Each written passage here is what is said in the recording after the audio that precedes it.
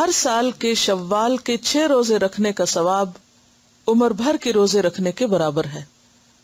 عن ابی ایوب الانصاری رضی اللہ عنہ ان رسول اللہ صلی اللہ علیہ وسلم قال من صام رمضان ثم اتبعه بست من شوال فكأنما صام الدهر رواہ مسلم و ابو داود والنسائی والترمذی وابن ماجہ۔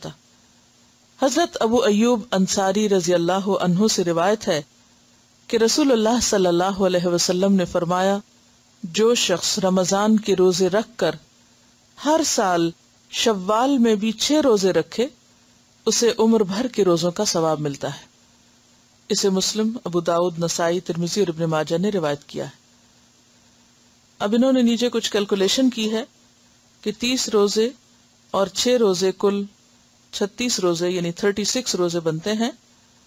ہر روزے کا ثواب 10 کے برابر ہے، کیونکہ قرآن پاک میں آتا ہے من جاء بالحسنۃ فلہ 10 امثالھا، جو ایک نیکی لایا اس کے لیے 10 کا ثواب ہے۔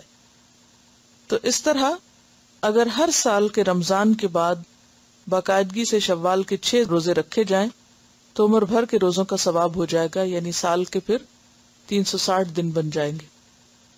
اور آپ کو یہ تو معلوم ہے کہ ہجری کیلنڈر میں سال شمسی کیلنڈر کے مقابلے میں 10 دن کم ہوتا ہے۔